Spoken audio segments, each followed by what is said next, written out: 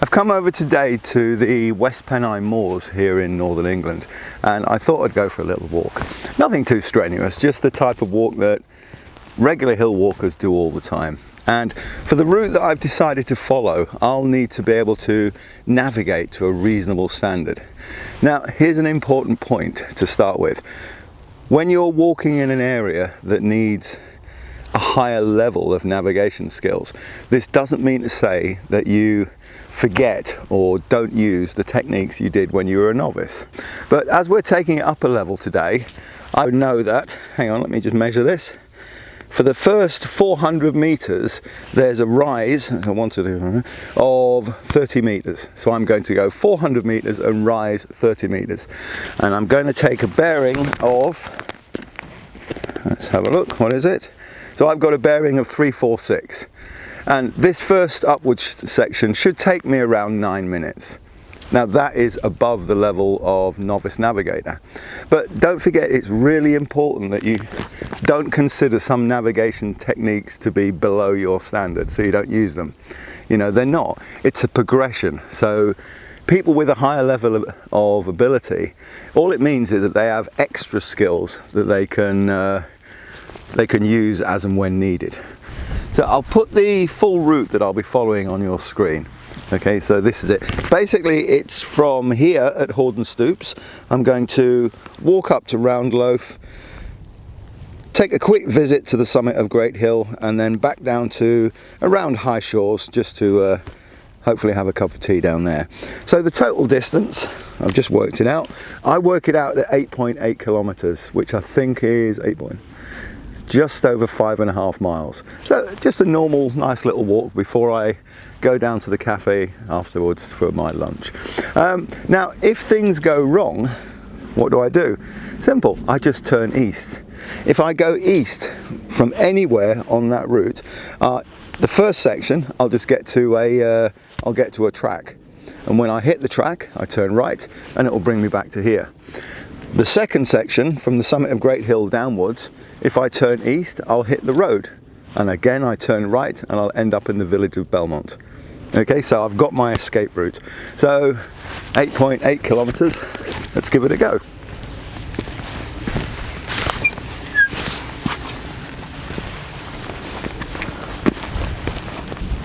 So I've just come up the rise and I'm just to the west of spot 358 on the map, and I'm expecting my first major collecting features here, which will be a wall or fence going off to the left.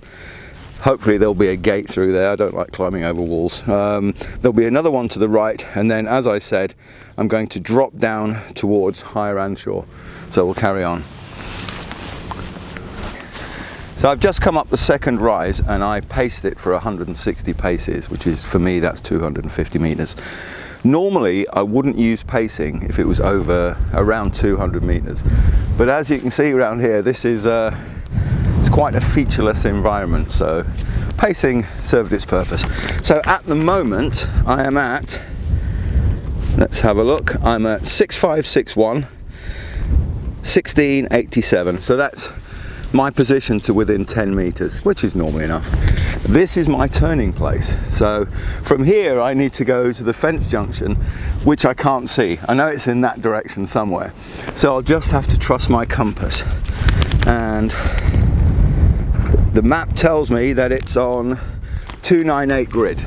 And in this area there is virtually no declination. So grid is the same as magnetic. So I can take a bearing straight from the map onto my compass and I can follow it. Now I could take a chance and I could follow my 298 bearing, and you know, hopefully I could hit the corner of the fence. But just to keep things simple, and I really like simple, I thought I'd just head downhill. So instead of going that way on 298, I'm just going to literally head downhill, maybe just north of west, so maybe 280, 290 degrees, and when I get to the fence I'll just turn right and follow it until I reach the corner. So I'm going to aim off. I'm going to do it on purpose. But from here to the fence it's only 400 meters, so around 6 minutes. But if you look behind me, this is a peat bog and it may be a little damp. That's the politest way of putting it. And as always, when there's more water than the ground can absorb, everything grows in clumps or tufts. So I'll show you what I mean. If you look behind me, can you see? So there's a tuft there, and next to it the ground is lower. Tuft there, and next to it the ground is much lower. So even though you can't see it from a distance, it looks reasonably flat, but it's not. That's the best way of putting it. It's difficult to walk in, and don't forget, anything that's difficult makes walking more difficult. We add 10% to our timing. So my 6 minutes, I'll call it between 6 and 7 minutes. And if I haven't reached the fence by then, I'll have another look at my map. Let's carry on.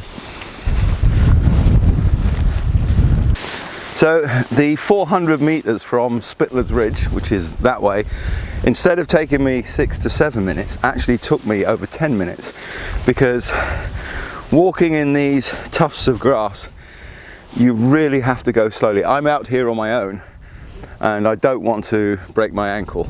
And there's just tufts and more tufts, and you can't see the dips in between the tufts of grass.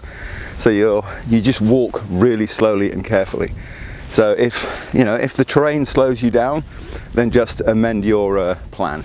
Anyway, finally, I've reached the fence, so now it's just a matter of turning right and walking along until I get to the corner of the fence, and that's instead of going on my 298 bearing. So let's carry on.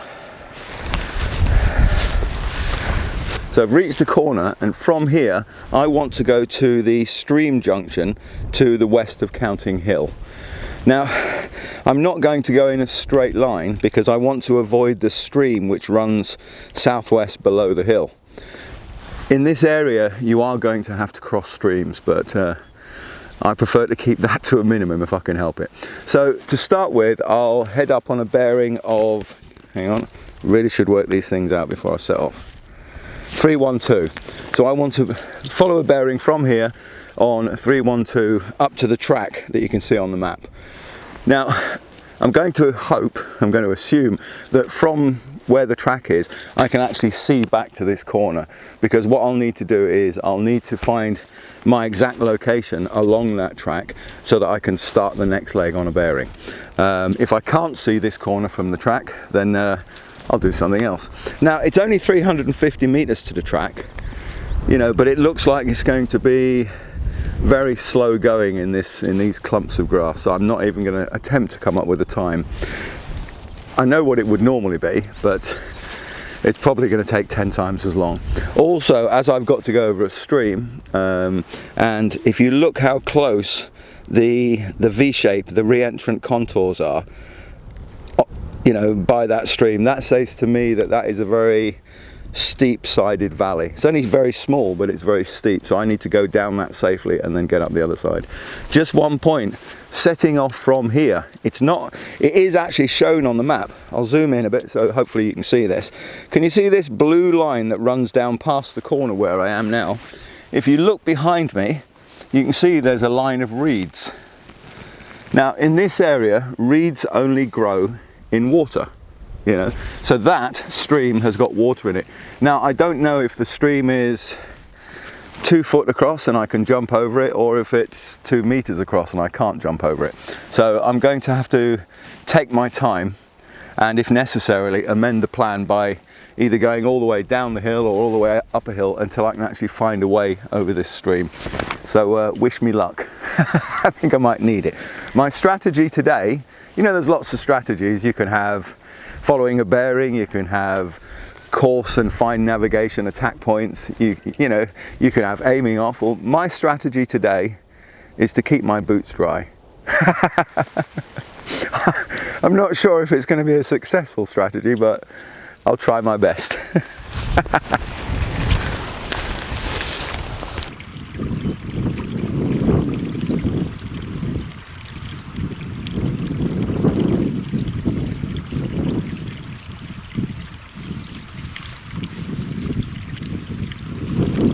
So I've arrived at the track, and as luck would have it, I can't actually see the corner where I started off from, but it's not a major problem, so I can't just do a reverse bearing on that and get my position. behind me, I can actually see the other corner of the forest, where the fence. So what I can do is I don't need to take a resection because I'm on a track, I'm on a linear route. So all I need to do is do a transit because I know one of the lines that I'm on. So let's have a look. So from here, take your time doing this, it's quite important.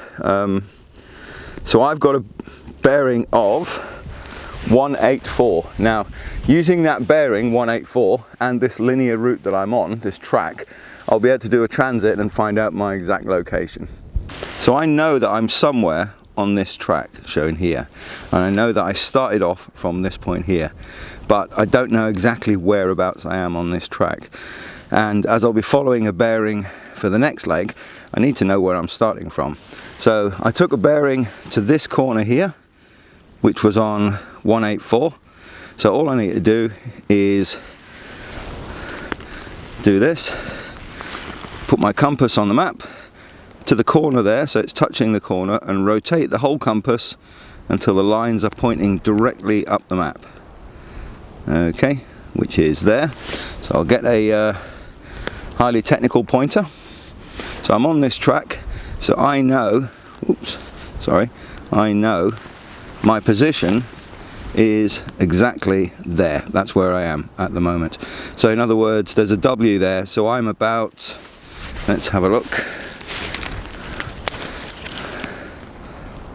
So I'm 100 meters from the well, so I'm actually on the track to the east of the well by 100 meters. So from here, I need to still go to this point here on Counting Hill, or between Black Hill Lower and Counting Hill. From here, it's only 300 meters to the top of the stream on a bearing of 348, so not too difficult. I'm going to have to go over Standing Stones Hill. Just as a thing, Standing Stones Hill is famous in this area for having no standing stones. When I get home, I'll dig out an old map. So on your screen now, hopefully you can see that's a map from Ordnance Survey of 1830. So it's been called that for hundreds of years, but there's no evidence of any standing stones. Having said that, if you zoom in on Google Earth, you can see a small round feature, which I imagine was where the stones were 1,000 years ago, maybe, I don't know. But where the stones have gone to since then, who knows? Anyway, as it's so difficult, in fact I've changed my mind, as it's so difficult to walk in this vegetation, I'm going to change the route. I was going to walk on 348 magnetic from here, but instead I'm going to aim off slightly, and I'm going to go about 100 meters down the stream, and then when I hit the stream I'll turn right and walk up to the source. So maybe 328 will get me 100 meters down there. It's an extra 100 meters, you know, of walking, but in this type of vegetation I really do think that it'll be a lot quicker in the end, rather than trying to walk on an exact bearing through all these tufts of grass. Hopefully I'll be out of this stuff soon, but at the moment I'm not. So I'll head to the stream, turn right, and then walk up to the source, and then we'll take it from there. So I've just come over the stream junction, which is where you can see all the reeds behind me. It did take a while trying to find somewhere I could jump across. So from here, I'm going to go from here up to Round Loaf, which is, it's only 600 meters. So the first 200 meters, I'm going to have to go on a, I don't know, something like, let's have a look. Say if I go on a bearing of 308, and then for the last I'll turn left, and the last 400 meters, I'll just knock it back to about, well, not about, but I'll knock it back to 292, and that'll get me straight to Round Loaf. The last 400 meters I'll be mainly following the contour line, walking parallel to the contour line, so it shouldn't be uphill much. There's only one 5 meter contour line to go up. Now for my 308, let's just set that back. So 308. Now for this section, because I don't know if you can tell, I'm in a very deep bowl. You might be able to see from the contour lines on the map, but this is a very, so I can't actually see. 308 is that way. That's the way I need to go. Now the problem is I can't see anything. I can only see about, well, 50 meters to the top of this bowl. So I'm going to have to revert back to very, very basic compass work, which means I point my compass, I look along my bearing, I see something along the bearing that I can walk to and is noticeable, and then I walk to that, and when I get to that I do exactly the same. I look for something else that's along the bearing, and I keep leapfrogging and doing that until I get to where I want to go. So I'm going to walk 200 meters up this hill on a bearing of 308, and then, as I said, I'll turn on to about, what is it? So it's not about 292 for the last section. Okay, the last 400 meters. So uphill I go. When you're walking around the countryside, don't just stare at your map and your compass. Take your time to actually look around at where you are. You know, I've always said that within a few miles of anywhere in the whole of England, something interesting happened, or there's something interesting there. Well, I think it's interesting. And a prime example, I'll give you an example here. Can you see behind me? Can you see there's bracken there and there's bracken there? That's the dark coloured small bushes. And can you see this line of grass in the middle of it? Sort of light coloured grass. That goes from here approximately southwest for 2 kilometres in virtually a straight line. It does curve slightly to the left. So 2 kilometres is what? 1.2 miles. Yeah?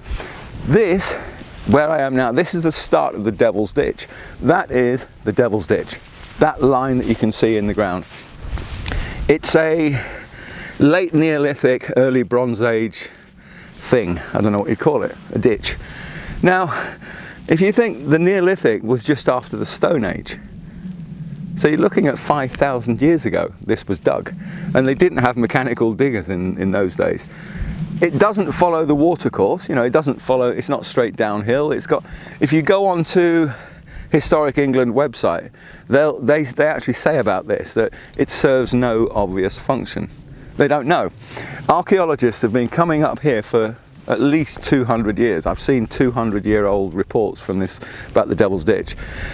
Nobody knows why it was built, but the only thing I do know is that just after the Stone Age, hundreds of people must have come together for some reason that made sense to them, and they dug a trench between 5 and 10 meters wide for 1.2 miles in a straight line down the hill. Nobody knows why it was dug. Honestly, I find these type of things really, really amazing, that I'm stood here where thousands of years ago people were digging away with, you know, whatever tools they had in those days. Anyway, almost started to waffle. We'll pack it in. Right, so I'm at the top of the Devil's Ditch, so I've got to go 300 meters, and I'm going to go on a bearing of, let's have a look, well, 302. So I want to go to Round Loaf, which is hard to say, from here, 300 meters on 302. Let's have a go. Let's finally get to Round Loaf.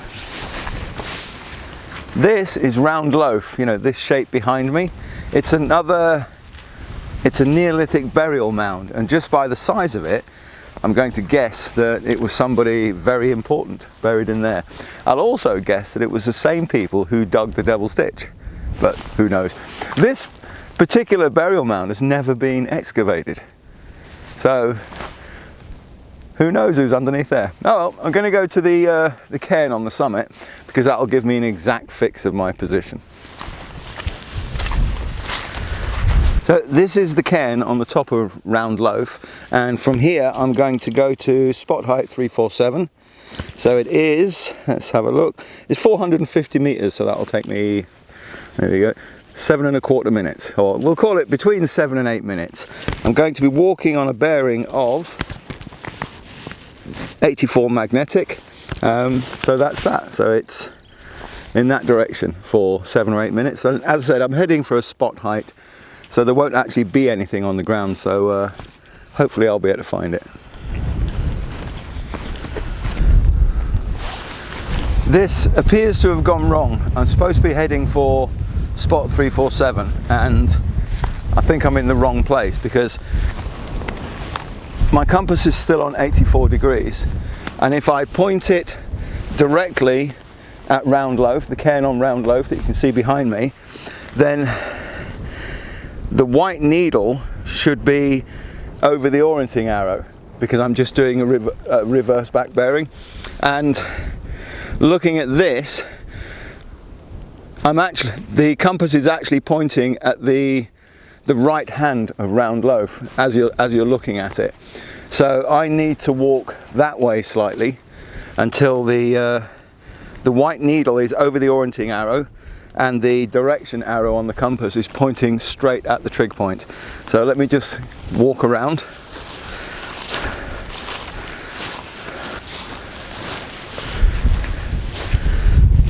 So this is where I should be. Now this is a direct bearing from the cairn on the summit of Round Loaf. So the white arrow is now directly over the orienting arrow, and the direction arrow on my compass is pointing straight at the cairn. So I know this is the right, the right bearing. So somewhere along this line is spot 347. The problem is, because I went wrong there, because I'm not very good at this, I may have come too far. Now looking at the map, I can see that spot 347 is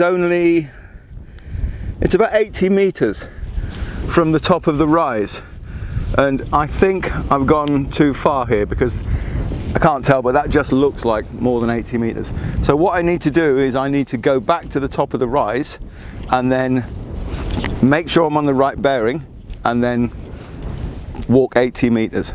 I can see the top of the rise there. You can actually see the shape of the contour line as it goes round. So I'm going to go to the top of the rise and I'm going to pace for 80 meters. Now my normal pace is 64 for every 100 meters. So 80 meters will be 64, 51. I really should work these things out. So I'm going to go to the rise, pace back on an exact, I'll pay more attention this time. Maybe I've got an excuse because I was looking for Neolithic mounds. Is that a good excuse? No, it's quite, nobody's going to believe that. Anyway, so I'll go back there, pace 51 paces, and then I'll get myself to exactly to spot 347.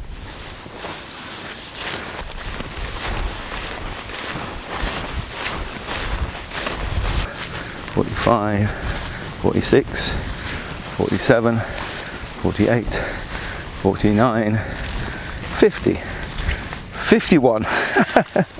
It would be in a pile of mud, wouldn't it? Anyway, where my footprint is there, that is exactly spot 347 on the map. So it is important that you recognize if you've made a mistake. If you just look around and things don't look right, then normally it isn't. So if you make a mistake, go back. You know, if necessary, I could have gone all the way back to Round Loaf and done the whole thing again, but because there's a very definite contour line here, I didn't need to. So from here, going to go to the summit of Great Hill. So what I'm going to do is I'm literally going to follow the contour lines northeast until I get to a wall. I'll then follow the wall to the right, and then literally my only strategy then is just go uphill until there's no more up, and then I know I'm at the top. Because there are so many tracks and paths and walls, it'd be very easy if you were on, if this was a if this was a novice level video, then we could use those tracks and walls and what have you as handrails and this, that and the other. But for our purposes today, what we're going to do is I'm going to go northeast. I'm going to parallel the contour line, so I'm not going to lose height or gain any height until I get to the wall, and then I'm just going to turn left and keep going up until there's no more up and I'm at the top. And this is the summit of Great Hill. It's a bit of a shame, but if you look behind me, you can see Darwin Hill, and the whole mountain is on fire. Almost certainly because of somebody with these disposable barbecues. I don't know.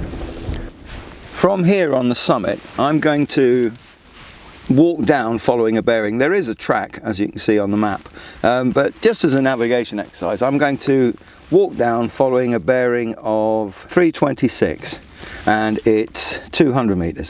So can I go in a straight line in that direction for 200 meters and hit the gate or the stile where the footpath goes through the fence.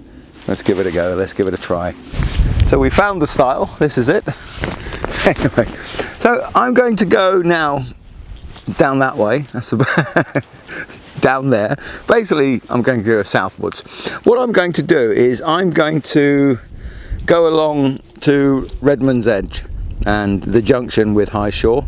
So instead of following the track, I'm actually going to go in a straight line, and measuring it, it is, yeah, it's 1 kilometre.